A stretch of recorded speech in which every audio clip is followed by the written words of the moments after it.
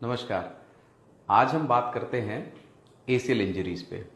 जैसा कि हम सब जानते हैं कि एसीएल यानी एंटीरियर क्रूशिएट लिगामेंट घुटने के अंदर एक बहुत ही महत्वपूर्ण लिगामेंट होता है, जिसकी इंजरीज भी उतनी ही कॉमन है। यह स्पोर्ट्स इंजरी है, जैसे खेलते हुए, कबड्डी खेलते हुए, बास्केटबॉल खेलते हुए, क्रिकेट खेलते हुए या अन्य भी किसी स्पोर्ट्स के अंदर घुटने के ट्विस्ट हो जाने के कारण एसीएल टूट जाता है। नॉन स्पोर्टिंग पॉपुलेशन जैसे हमारी आम जनता में भी ये इंजरी आम रूप से पाई जाती है, जैसे फिसल के गिर जाना, सीढ़ियों से गिर जाना, स्कूटर मोटरसाइकिल चलाते हुए गिर जाना, इन सब तरीकों से यह इंजरी हो सकती है। अब जैसा हम सब आज की डेट में अवेयर हैं कि एसीएल टूटने के बाद हमें ऑपरेशन की आवश्यकता होती है, तो क्या सिर्फ एक ही तरीके से किया गया ऑपरेशन हर मरीज के लिए कारगर होगा? यह सत्य है? ऐसा नहीं है। एसीएल इंजरी को इवैल्यूएट करना होता है। हर व्यक्ति या हर मरीज के हिसाब से एसीएल सर्जरी को डिफाइन किया जाता है। जैसे किसी मरीज में अगर एसीएल बोन के पीस के साथ उखड़ गया है, जिसे अवल्जन फ्रैक्चर कहते हैं, उस केस में एसीएल को रिपेयर कर दिया जाता है।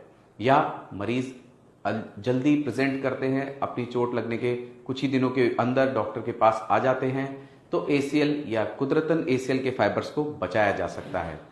इसके साथ एसीएल अगर बचाने लायक नहीं है तो उसका रिकंस्ट्रक्शन किया जाता है।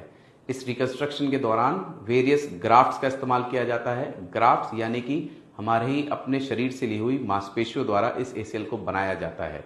अब पेशेंट्स की डिमांड के अकॉर्डिंग यह मांसपेशी जांघ के पिछले हिस्से से हैमस्ट्रिंग ली जा सकती है, जांघ के अगले हिस्से से क्वाड्रिसेप्स टेंडन लिया जा सकता है, एंकल के पास से पेरोनियस का टेंडन लिया जा सकता है, यह पटेला के साथ में bone patellar bone tendon graft लिया जा सकता है। इसके साथ में एसीएल को करने की विधि अति आवश्यक है।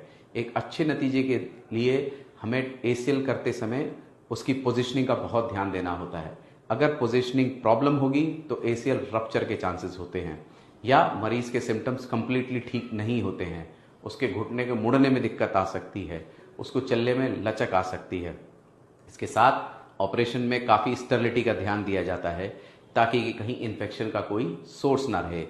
एसीएल करते समय कुछ इम्प्लांट्स जैसे कि स्क्रूज, बटन्स, टेप्स का इस्तेमाल भी किया जाता है।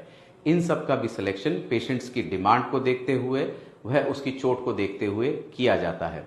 तो यह कह देना कि एसीएल सिर्फ एक ही तरीके से किया जाता है, एक ही तरीके के इम्प्लांट से किया जाता है और हर मरीज में एक ही तरीके से होता है, ये गलत होगा। इसलिए अपने एसीएल सर्जरी को करने से पहले अपने डॉक्टर से मिलिए, उनसे डिस्कस कीजिए और आपके लिए क्या तकनीक बेहतर है, क्या ग्राफ्ट बेहतर है, किस इम्प्लांट का इस्तेमाल किए जाना है, यह आवश्यक जान लेना चाहिए।